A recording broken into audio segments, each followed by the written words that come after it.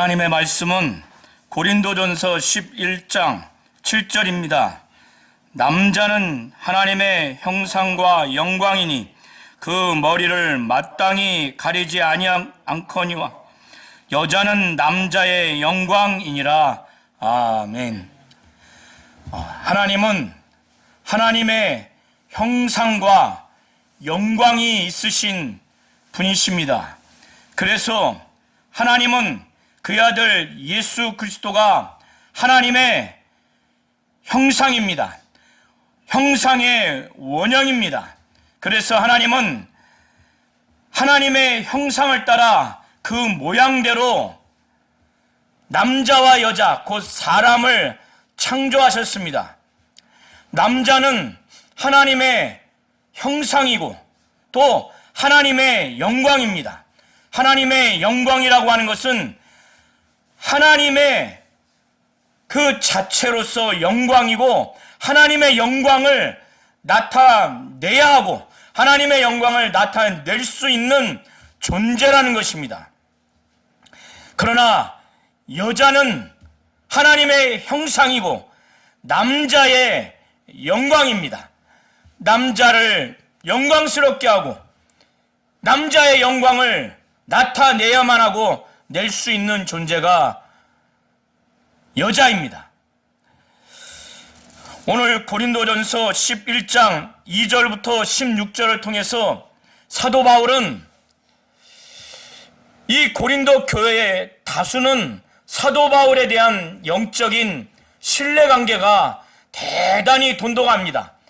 이들은 믿음의 영적 지도자인 사도 바울에 대해서 사랑하는 마음과 존경하는 마음과 또 그를 신뢰하는 마음이 매우 넓고 매우 깊은 매우 돈독한 그런 관계입니다. 그래서 그들은 무슨 일이 발생하든지 또 무슨 일을 생각하든지 모든 일에 사도 바울을 늘 생각하는 사람들이었어요. 고린도 교회 다수의 사람들은, 일부의 사람들은 그를 대적하고 근심의 대상이 됐지만 다수의 사람들은 이랬습니다. 모든 일에 사도 바울을 기억한다고 하는 것은 영적 지도자로서 사도의 권위도 인정할 뿐더러 그 사도 바울에 대한 믿음 안에서의 사랑의 관계, 또 존경의 관계, 신뢰하는 관계가 넓고 깊지 않으면 모든 일에 사도 바울을 생각하기는 어렵습니다. 그리고 이런 자들이 사도 바울이 하나님의 뜻대로 목회하고 목양하는 가운데 가르쳐 줬던 여러 가지 내용들, 그 전통들, 유전들에 대해서 이들은 가르침을 받을 때마다 그거를 잘 지켰어요. 그러니 고린도 교회 다수 교인들은 얼마나 사도 바울이 볼 때 영적으로 만족하고 그들을 신뢰하고 사랑스럽겠습니까? 그래서 사도 바울은 이것 때문에 그들을 칭찬을 하고 싶은 마음이 가득해서 이들에게 칭찬을 합니다. 그런데 지금 하나의 문제가 발생돼서 사도 바울이 너희가 좀 알기를 원한다. 너희를 칭찬할 만한 것이 참 있지만은 그러나 너희가 알기를 원한다 라고 하면서 이 고린도 교회 안에 예배하는 중에 문제가 여러 가지가 있지만 그 중에 한 문제가 뭐냐면 여기서 말하는 예언은 미래를 향한 말씀이라기보다 하나님의 말씀을 정확하게 해석해서 전파하는, 오늘날로 말하자면 설교로 보시면 좋을 것 같습니다. 이 여성 성도들이 너를 쓰지 않고 기도하고 또 말씀을 전하는 이런 것이 문제가 됐어요. 이것은 오늘날 이해할 수 없는 하나의 문화입니다. 이 당시에 여러 가지 측면에서 당연히 그걸 따라야 하는 하나의 교회 안에서의 그 문화입니다. 그런데 이거를 가르쳐 주기 위해서 사도 바울은 다른 무엇보다 먼저 영적인 그 원리, 영적인 그 원칙, 이거를 먼저 이들에게 각인시켜주고, 그래서 이걸 먼저 가리킨 다음에 구체적으로 그거를 지도해야 되겠다 해서 영적인 그 원리, 영적인 원칙을 가르쳐 주는데 그게 어떤 내용이냐? 남자의 머리는 그리스도라는 거예요. 각 남자의 머리는 그리스도다. 또 여자의 머리는 남자다. 그리고 그리스도의 머리는 하나님이다. 이걸 너희가 잘 알았으면 좋겠다. 그런데 머리에 대한 해석이 학자마다 분분합니다. 유대교적 해석은 지도자를 말합니다. 약간 권위를 나타내는 측면이 있다고 보시면 되고, 그러니까 구약에서는 머리는 지도자예요.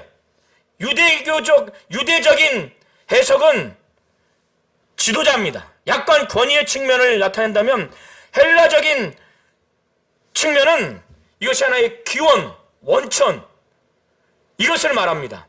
그런데 다수의 학자는, 그리고 사도 바울이 에베소서 1장 23절부터 24절을 통해서 증거하는 그 내용을 보면 어떻게 기록되어 있냐면, 에베소서 1장 22절 23절에 또 만물을 그의 발 아래 복종하게 하시고 그를 만물 위에 교회의 머리로 삼으셨으니 교회는 그의 몸이니 만물 안에서 만물을 충만하게 하시는 이의 충만함이니라.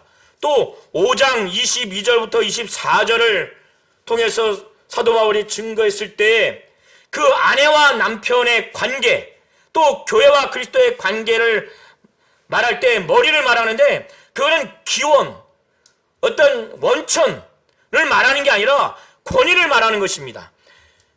아내들이여 자기 남편에게 복종하기를 죽게 하듯 하라. 아내가 남편에게 복종하기를 죽게 하듯 하라는 거예요.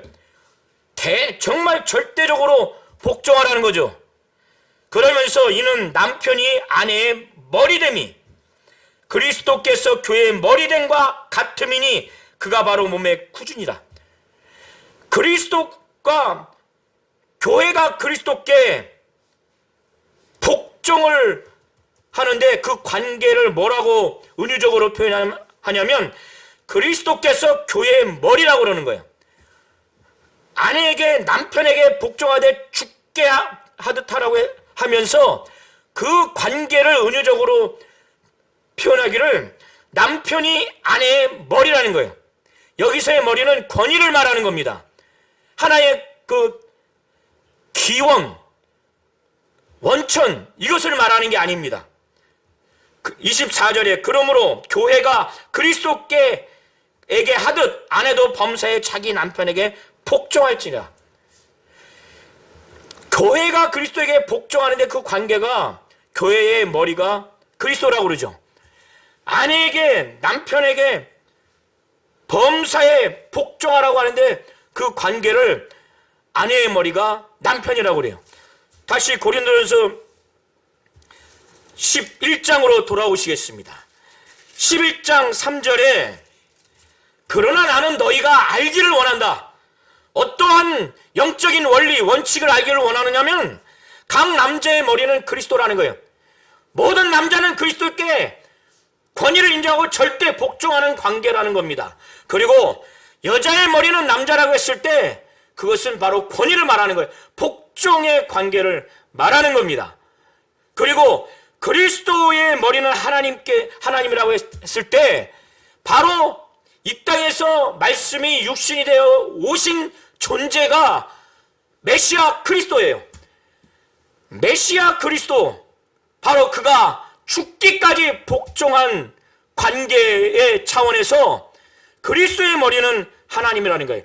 이거를 이들이 머리로만 알았거나 아예 인식조차도 하지 못하고 심령에서 이걸 믿음으로 받아들여서 하나의 영적 원리, 영적 원칙으로서 이들이 이것을 아주 반석처럼 갖고 있지 못하니까, 이거를 알지 못하니까 지금 교회에서 예배 가운데 여자 성도들이 너울을 쓰지 않고 예언하고 기도하는 이 문제가 발생을 하게 된 겁니다.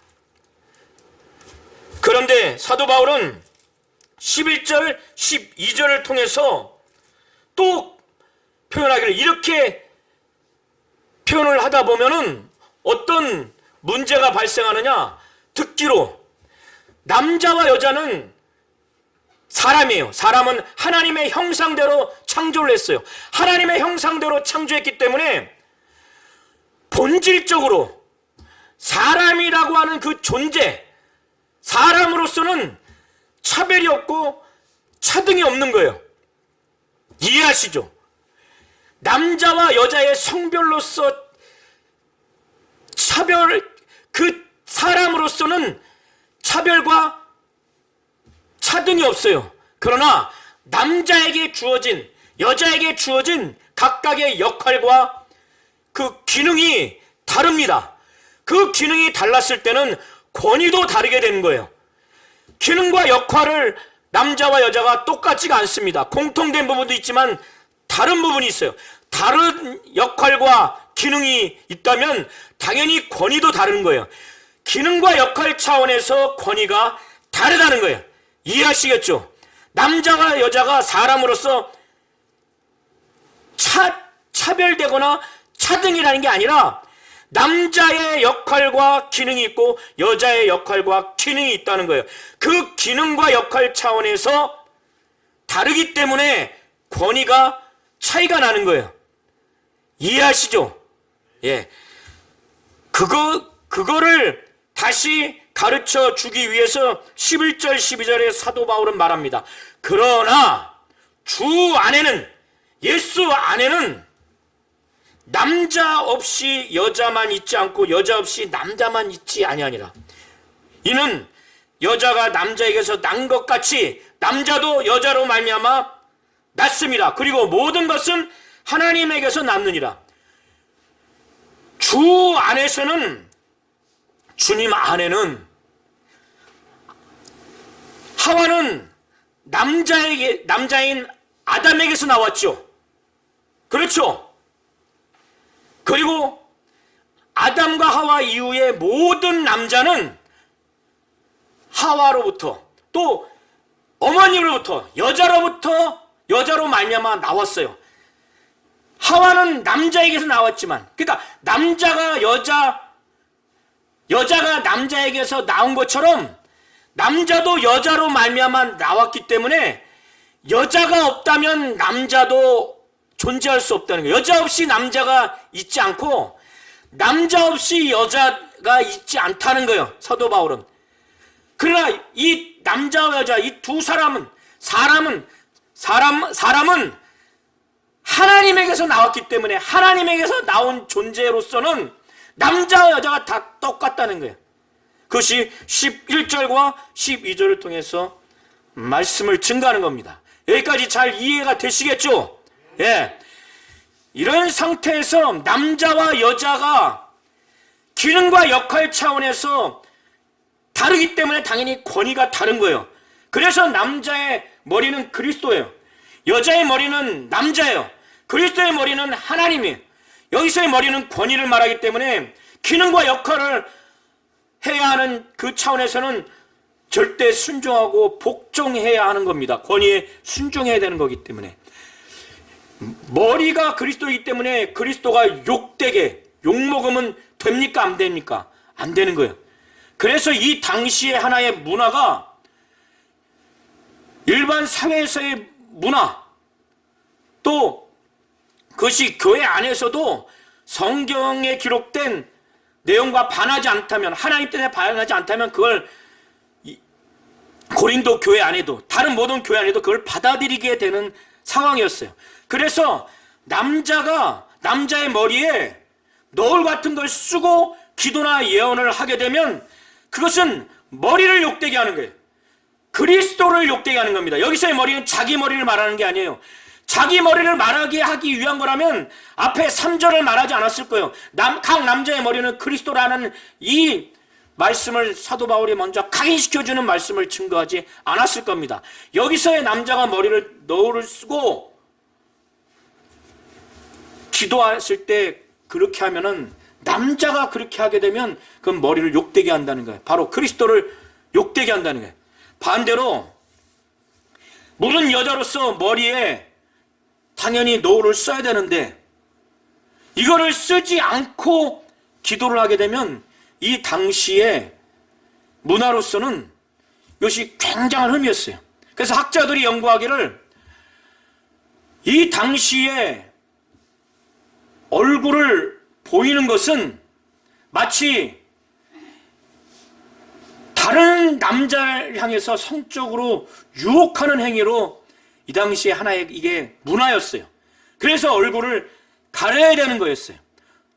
그리고 이 얼굴을 가리지 않고 머리를 풀어헤치는 것은 자기 남편 외에 다른 남편을 간통을 했거나, 그러니까 성적으로 범죄를 했거나 범죄 개연성이 높아서 의심의 대상으로 여기는 사람이에요.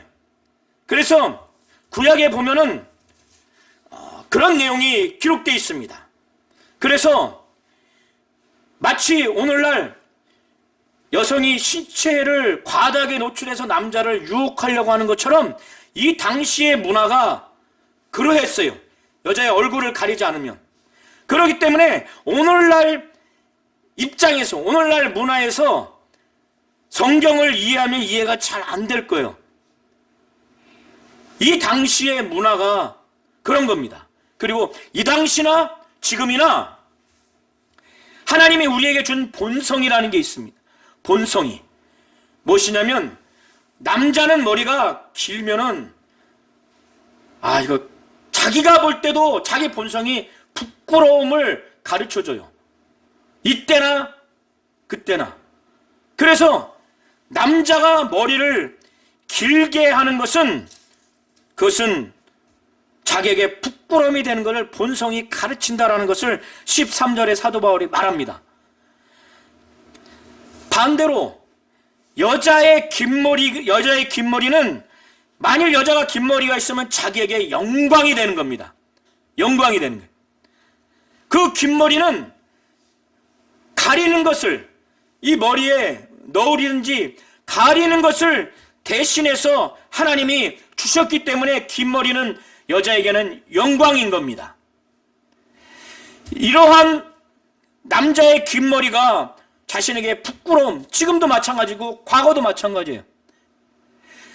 이런 것을 사도 바울은 말하고 있습니다. 그래서 13절에 너희는 스스로 판단해라. 한번 스스로 생각해보고 옳은지 그른지 판단해라. 여자가 머리를 가리지 않고 하나님께 기도하는 것이 마땅하냐? 마땅치 않다고 하는 것을 아주 받아들이라는 마음으로 질문을 하는 거예요. 사도 바울은 5절을 통해서 무릇 여자로서 머리에 쓴 것을 벗고 기도나 예언을 하는 자는 그 머리를 욕되게 하는 것이라는 거예요. 남자를 욕되게 하는 거예요. 여자가 남자의 영광이라고 그랬죠. 여자가 언행 심사가 아주 반듯하면 남자에게 정말 영광이 됩니다. 그리고 이 여자 자체가 남자의 영광이에요. 그런데 그가 이 당시에 헬라적인 그 문화, 유대적인 문화, 구약의 근거를 둔 하나의 그 가르침을 이 고린도 교회뿐만 아니라 이 당시에 모든 교회들이 이걸 다 받아들였어요. 여자는 공적 예배 때, 기도나 예언을 할 때, 곧 설교를 할 때 얼굴을 가려야 된다는 것을 받아들였어요. 그런데 이것을 가리지 않는다면 이것은 이 당시에 여자가 너울을 써서 얼굴을 가리우지 않는다는 것은 마치 성적으로 매우 부도덕한 그 처신인 거예요. 그리고 이방 지역에서도 통용되는 하나의 그 관습, 하나의 그 문화에도 역행되는 거예요. 이것은 하나님의 뜻과 영적인 것과 무관하게 하나의 도덕적인 그리고 하나의 그 관습적인 하나의 그 문화예요.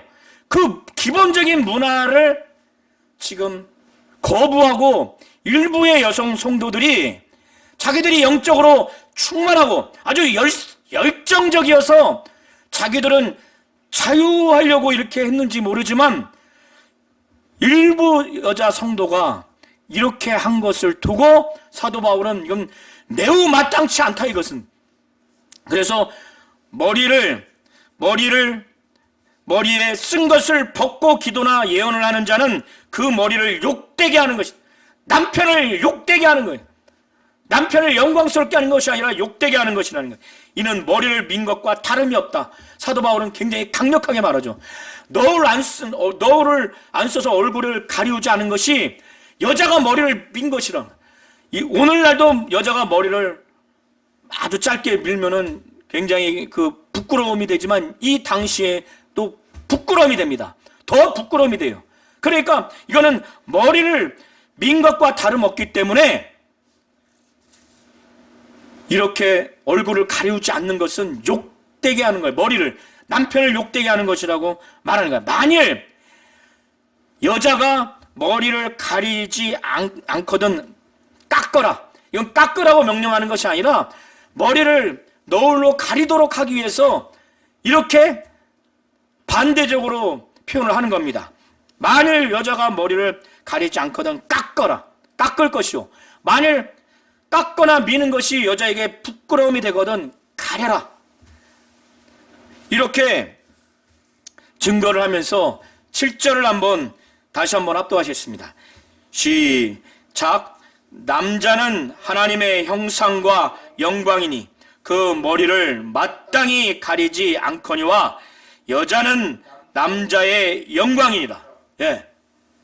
이렇게 남자는 머리에 너울을 쓰면 안 되고 여자는 머리에 너울을 써서 얼굴을 가려워야 하는 그 구체적인 근거에 대해서 말하기를 남자는 하나님의 형상이고 영광이기 때문에 그것을 가리워버리면은 하나님의 영광이 가리워지고 하나님이 영광스럽게 되지 않는다는 거예요.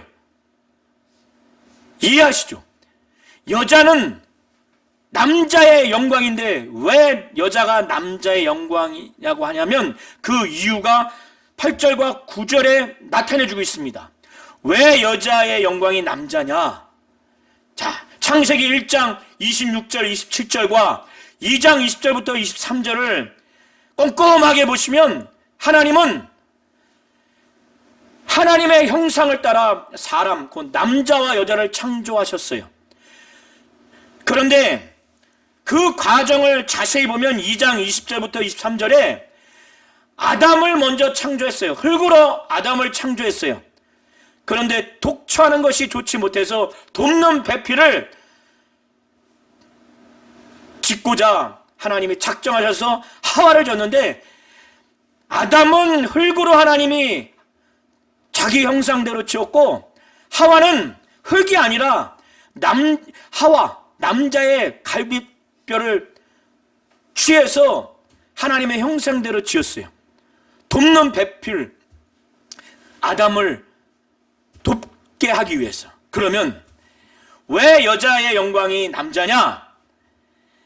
이 남자가 여자에게서 나온 것이 아니에요. 아담이 하와에게서 나온 것이 아니라 여자, 곧 하와가 남자 아담에게서 나왔어요. 갈빗대를 취해서. 그리고 여자를 위하여 남자가 지어진 게 아니에요. 하와를 위해서 아담이 지어진 게 아니에요. 독처한 것이 좋지 못해서 아담을 돕는 자로서, 돕는 배필로서 도우라고 이 아담을 위해서 하와를 지은 거예요. 여자를 위해서 남자를 지은 게 아니라 남자를 위해서 여자를 지은 거예요. 이것 때문에 여자의 영광이 남자라고 사도 바울은 8절 9절에 말하고 있는 겁니다. 그렇기 때문에 그러므로 여자는 천사들로 말미암아 권세 아래에 있는 표를 그 머리에 둘지니라. 그러니까 남자의 그 권위 아래에 있다고 하는 그 표식을 그 머리에 둘지니라. 이것은 너를 쓰라는 거예요. 여기까지 말했으니 사도 바울은 이제 판단할 수 있지 않겠느냐. 그래서 너희는 스스로 판단하라. 여자가 머리를 가리지 않고 하나님께 기도하는 것이 마땅하냐? 마땅치 않기 때문에 스스로 판단을 하라는 거예요. 그리고 본성에 호소를 합니다. 만일 남자가 긴 머리가 있으면 자기에게 부끄러움이 되는 것을 본성이 너에게 가르치지 않느냐.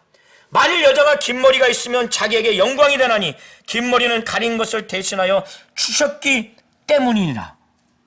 그러면서 이러한 사도 바울의 가르침을 곧 공적 예배 때 기도나 예언을 할 때 여자는 너울을 써서 얼굴을 가려야 된다 라고 하는 이 가르침에 대해서 자꾸 따지고 싶고 논쟁하고 싶은 소수의 사람들이 끝까지 있지 않겠어요?